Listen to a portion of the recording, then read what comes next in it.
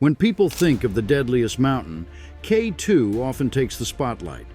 It's steep, it's brutal, and it's earned its reputation.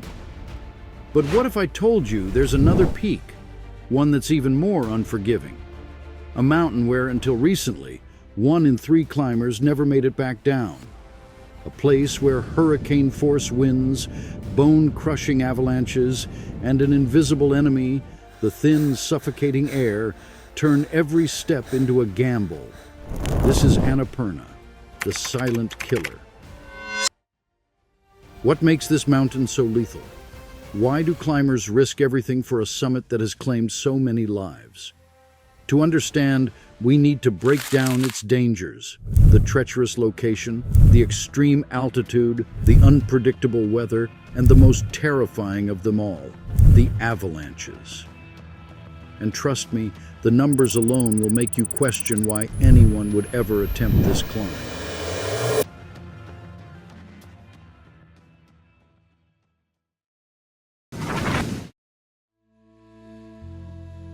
Annapurna isn't just deadly, it's remote. Unlike Everest, where thousands of climbers attempt the summit each year, Annapurna sits in relative isolation in the Himalayas, straddling Nepal and Tibet. The journey to even reach its base camp is an expedition of its own. Most climbers start in Kathmandu, travel to Pokhara, and then trek for nearly a week through dense forests, across raging rivers, and over steep, high-altitude plateaus. The lower trails are filled with life. Over 6,000 species of plants and hundreds of birds thrive here. But as you ascend, the landscape shifts. The trees vanish, the oxygen thins, and the air turns ice cold.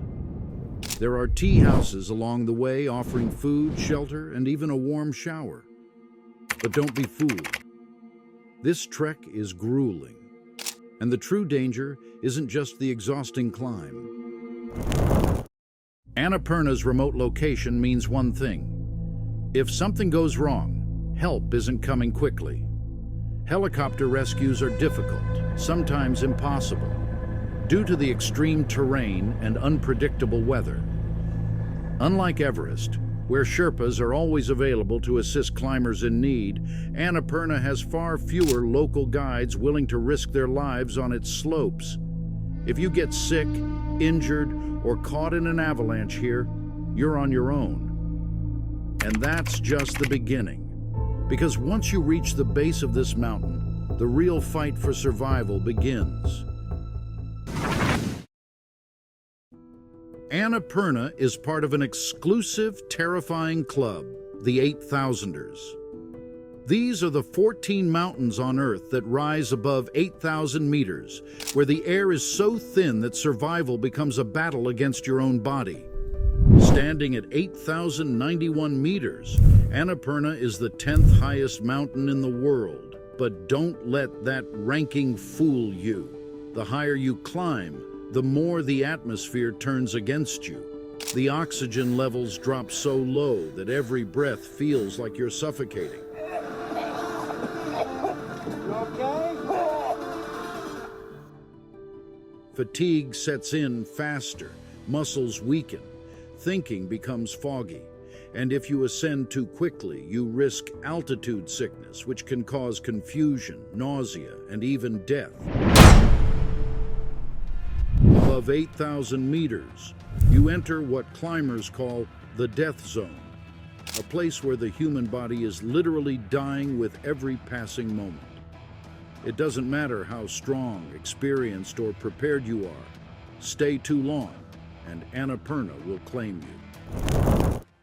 But here's where it gets worse. Unlike Everest or K2, Annapurna has fewer safe camps for climbers to acclimatize. And why? Because of the constant avalanche risk. And that's exactly what makes the next part of the climb even more terrifying. But we will come back to that later. Annapurna doesn't just test your endurance, it plays with your fate. The mountain's weather is wildly unpredictable, turning deadly in an instant. Temperatures can plummet to minus 40 degrees Celsius, and hurricane-force winds batter the slopes, making even standing upright a challenge. Imagine trying to climb a near-vertical ice wall with frozen fingers while being slammed by winds strong enough to knock you off the mountain. But the real danger? Sudden, brutal storms. A perfect example is the 2014 Nepal snowstorm disaster. The Annapurna region was hit by an unexpected blizzard that dumped massive amounts of snow in a matter of hours. Trekkers on the Annapurna circuit, many lightly equipped for what was supposed to be a scenic trek, were caught off guard. The temperature plummeted. Visibility dropped to zero. By the time rescuers could reach them, at least 43 people were dead, making it Nepal's worst trekking disaster in history. And these weren't climbers trying to summit Annapurna. These were people hiking around it. Now imagine being at 7,000 meters, clinging to an ice wall when a storm like that rolls in. But even in perfect weather, Annapurna still has one final unavoidable danger: the climb itself. Most people assume that climbing a mountain is just a matter of endurance. Put one foot in front of the other and keep moving up. But on Annapurna, every step is a calculated risk. Unlike Everest, where well-established routes, fixed ropes, and experienced Sherpas provide some level of security, Annapurna is a wild, unpredictable battleground. Routes are constantly changing due to snowfall and ice shifts, and there are fewer safety measures in place. The most common route is the Dutch Rib. It's slightly safer than the standard route, but that's not saying much. Climbers begin at base camp at 4,200 meters, a deceptively calm spot with relatively warm conditions compared to the rest of the climb. But the peace doesn't last. Camp 1, 5,200 meters. The climb starts off steep but manageable. In dry conditions, some climbers can reach it in trainers. But if there's deep snow, it's a grueling push through knee-high powder. Camp 2, 5,700 meters. Things get serious. To reach Camp 2, climbers must cross a massive glacier riddled with hidden crevasses, deep, icy chasms that can swallow a person whole. You have to test every step, hoping the ice beneath you holds. Camp 3, 6,500 meters. The danger skyrockets. To reach Camp 3, climbers ascend a steep ridge known as the Dutch Rib, an exposed, unstable slope with unpredictable footing. At this point, oxygen is scarce, exhaustion sets in, and any mistake can mean a deadly fall.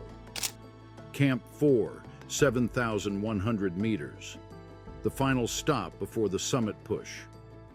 Getting here means scaling near vertical ice walls, using every ounce of strength left in an already depleted body.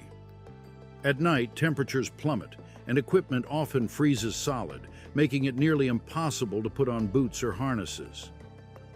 Finally, climbers make their summit bid. The final stretch is simple in structure, but agonizingly difficult. Every movement feels like it's happening in slow motion. Oxygen is dangerously low.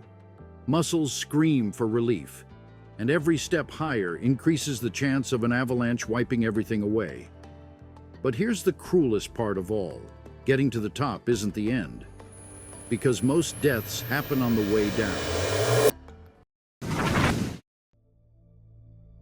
Every 8,000-meter peak comes with avalanche danger, but Annapurna is in a league of its own. Unlike mountains with more stable routes, most of Annapurna's climbing paths cut straight through avalanche zones. Steep slopes, constant snowfall, and shifting temperatures create the perfect recipe for disaster.